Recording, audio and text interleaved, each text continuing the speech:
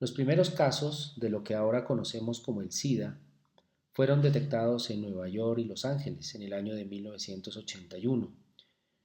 Se observó inicialmente en pacientes jóvenes, homosexuales y previamente sanos que desarrollan infecciones oportunistas tipo neumonía por Pneumocystis carini en esa época, infecciones extensas de mucosas con compromiso por infecciones por Candida albicans y la aparición de sarcomas de Kaposi.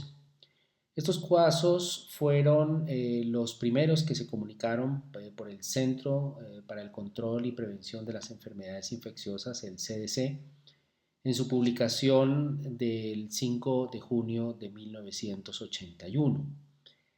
Pese a que los médicos conocían tanto a la neumonía por Pneumocystis carini como el sarcoma de Kaposi, la aparición conjunta de estas enfermedades en varios pacientes, pues realmente les llamó mucho la atención. La mayoría de estos pacientes pues eran hombres homosexuales, sexualmente activos, y muchos de los cuales también sufrían de otras enfermedades crónicas que más tarde se identificaron como infecciones oportunistas.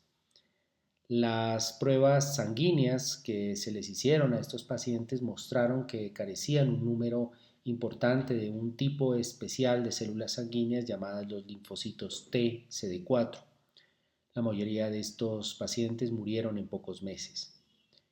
Eh, También por la aparición casi de todos estos personas de unas manchas de color rosácea en diferentes partes del cuerpo, la prensa en esa época comenzó a llamarla al SIDA como la peste rosa, causando pues una confusión, atribuyéndolo que era una enfermedad exclusivamente de personas homosexuales. Aunque pronto se hizo notar que también lo empezó a padecer los migrantes haitianos en Estados Unidos, también los usuarios de drogas inyectables y los receptores de transfusiones sanguíneas, lo que llevó a hablar en esa época de un club de las cuatro Hs, que incluían a todos estos grupos considerados de alto riesgo para adquirir esta enfermedad. En el año de 1982, la nueva enfermedad fue bautizada oficialmente pues, con el nombre de SIDA, síndrome de inmunodeficiencia adquirida. El 3 de enero de 1983, dos científicos franceses, Barré y Montaigne, del Instituto Pasteur, aislaron el virus del SIDA y lo purificaron. También Robert Gallo en Estados Unidos hizo lo mismo.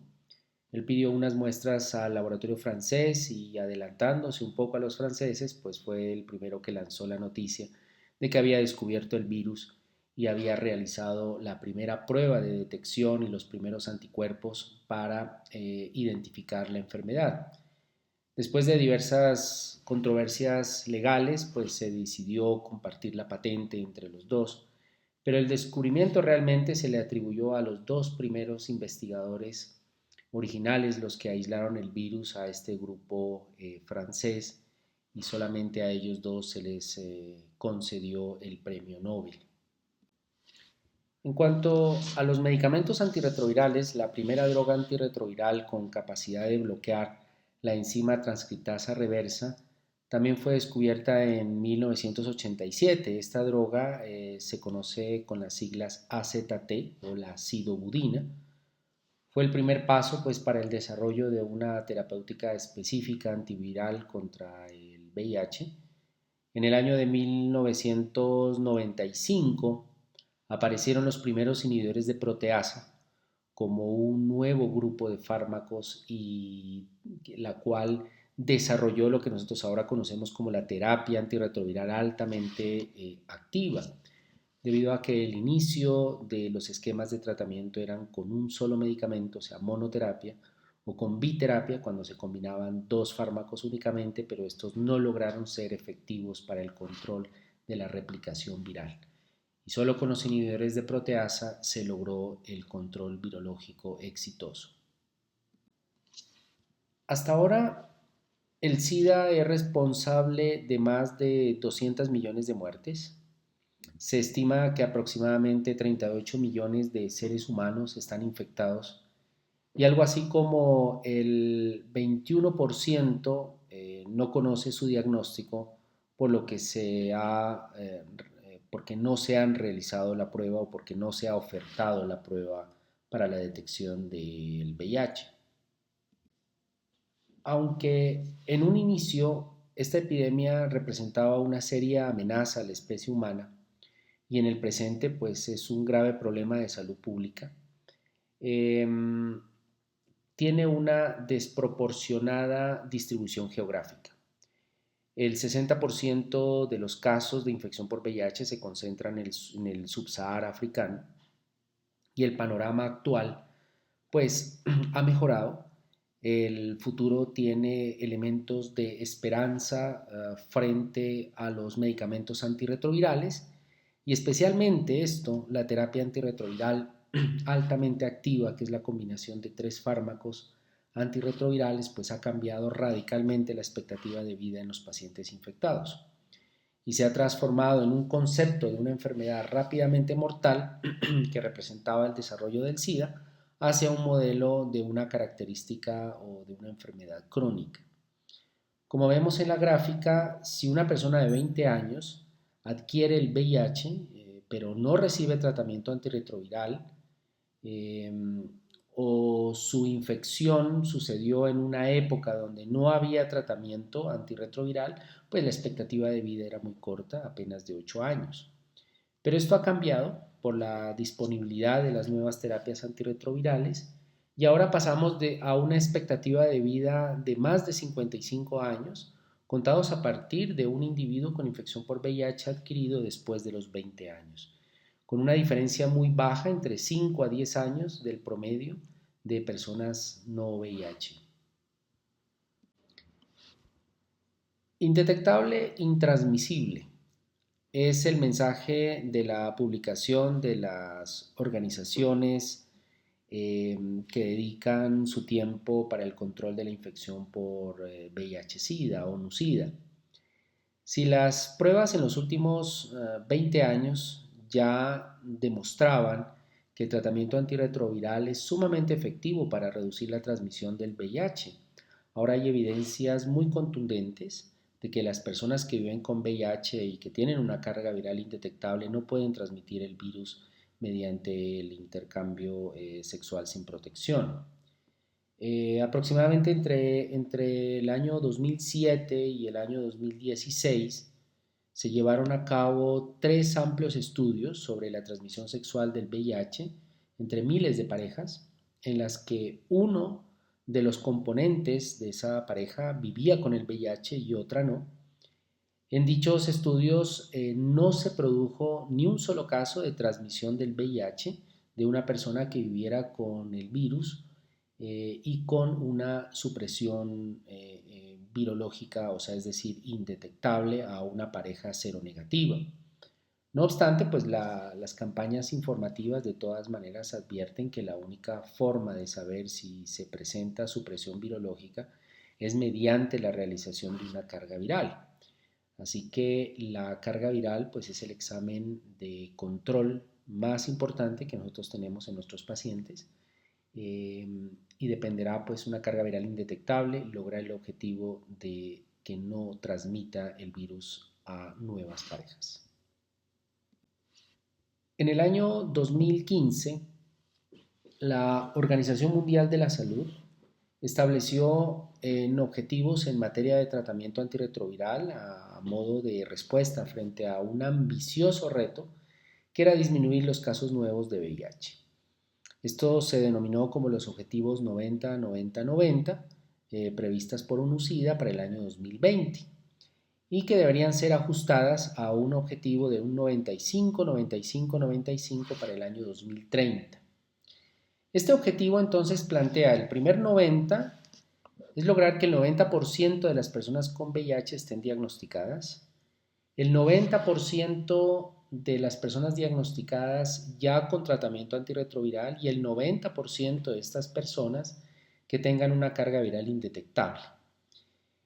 Pues los resultados obtenidos a nivel mundial con una base estimada aproximadamente de 38 millones de personas que viven con VIH, para el año 2020 mostró que el primer 90 solamente se logró en un 81%. Es decir, el 81% sabe que es seropositivo y que el resto no lo sabe. En cuanto al objetivo, el segundo 90 de tratamiento antirretroviral, solamente se logró que 2 de cada 3 personas que viven con VIH reciben terapia antirretroviral a nivel del mundo. Y en el último 90, que es el indetectable, pues solamente el 59% de las personas que viven con VIH, gracias a su tratamiento, tienen niveles indetectables del virus. El virus de la inmunodeficiencia humana VIH pertenece a los retrovirus. Dentro de esta pertenece a la familia de los lentivirus. La inclusión en esta familia es porque la evolución de la infección hacia la enfermedad va a ser muy prolongada de varios años, hasta alcanzar la fase final de la infección que se le conoce con el nombre de síndrome de inmunodeficiencia adquirida SIDA. El VIH lo que hace es atacar y destruir los linfocitos TSD4. Estos linfocitos TSD4 son un tipo de glóbulos blancos que desempeñan una función bien importante en la protección del cuerpo contra las infecciones. El VIH lo que hace es emplear el mecanismo de los linfocitos TSD4 para reproducirse y propagarse en todo el cuerpo. Este proceso lo logra en 7 pasos o 7 etapas que se llama ciclo vital del VIH. Estas etapas de ciclo vital son 1. Enlace. Luego viene la fusión de las membranas. 3. La transcripción inversa de ARN a ADN proviral. 4. La integración, que es la integración del ADN proviral en el genoma humano. 5. La multiplicación del virus. Luego viene el ensamblaje y después la gemación y la maduración del virus.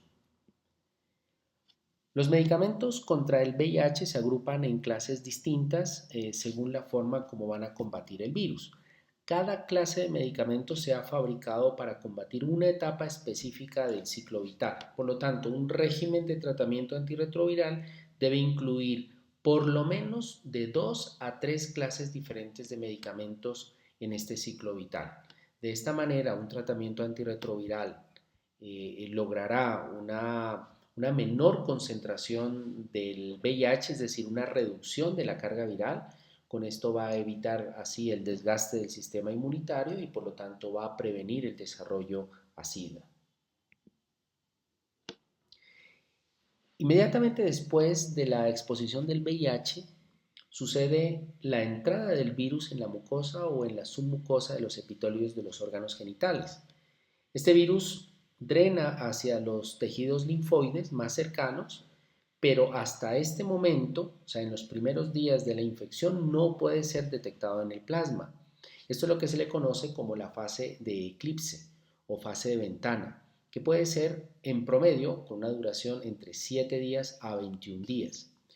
Cuando el ARN del virus, ¿sí?, alcanza unas concentraciones superiores a 40 copias por mililitro, ahí ya puede ser detectado por medio de las pruebas disponibles moleculares que tenemos en este momento llamada la carga viral.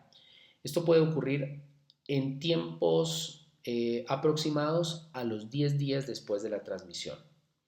Esta fase de eclipse ocurre un dato muy importante, que es cuando el VIH invade los nodos linfáticos, empieza la aparición de una respuesta inmunitaria formando anticuerpos neutralizantes. Pero el virus se establece en lo que se llaman los reservorios virales que logran la destrucción del tejido linfático asociado al intestino y ahí es donde va a permanecer con su replicación constante. Luego viene una fase, la segunda fase, llamada la fase aguda. Aquí el virus puede ser detectado en la sangre ya por métodos moleculares, como es la carga viral. También puede ser detectado a través de la presencia del antígeno P24, un tiempo después de la detección de la carga viral, y posteriormente la detección de anticuerpos después de más allá de los 25 días. En esta fase aguda, aparece lo que se conoce como el síndrome retroviral agudo.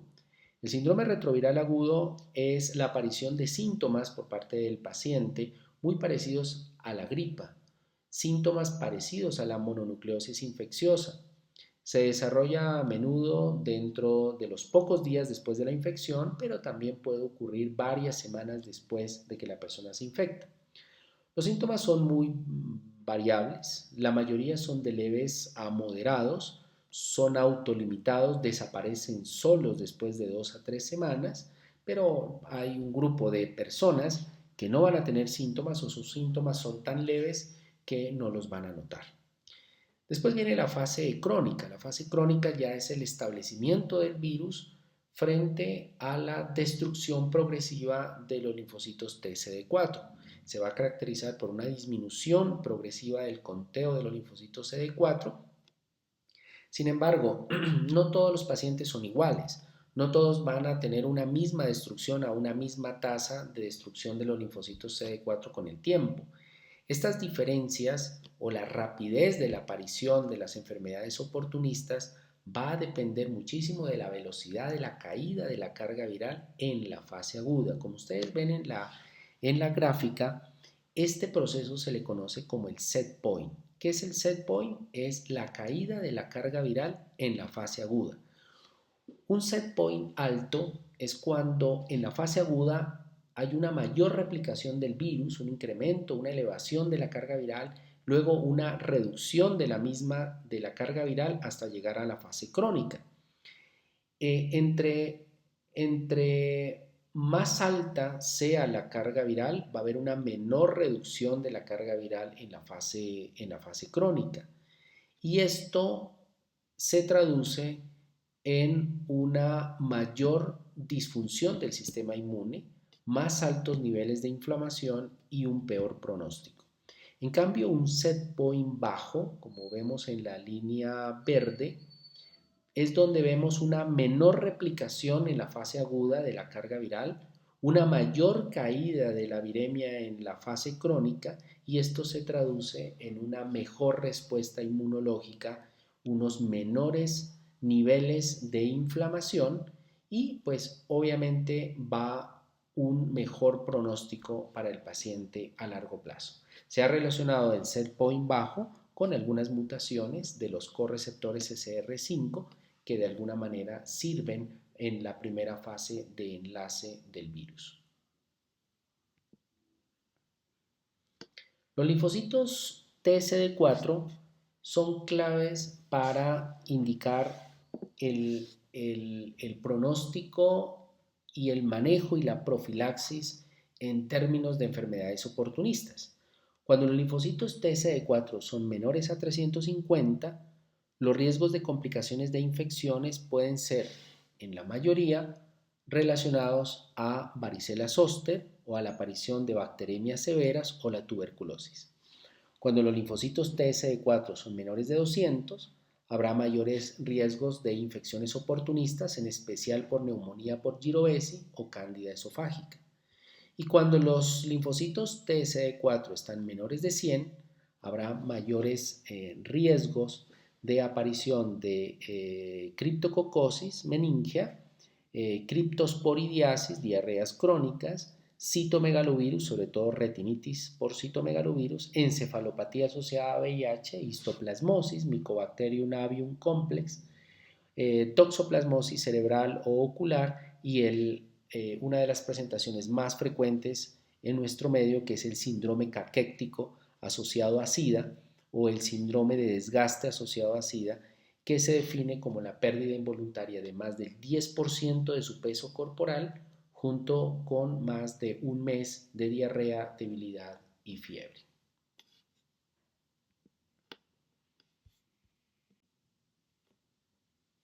Por lo tanto, las etapas de la infección por VIH, de acuerdo al CDC, son tres. Estadio 1, cuando los linfocitos CD4 son mayores de 500 células por mililitro, quiere decir mayor del 29% del conteo de linfocitos TCD4. Estadio 2, cuando los linfocitos están entre 200 y 499, células por mililitro, es decir, entre un 14 a un 28% del conteo de los linfocitos TCD4. Estadio 3, cuando los linfocitos son menores a 200 o menores a un 14%. También se considera un estadio 3 cuando hay enfermedades definitorias de SIDA, sin importar el recuento de los CD4. Para la Organización Mundial de la Salud, una enfermedad VIH avanzada con diagnóstico tardío se considera cuando los linfocitos TCD4 son menores a 349.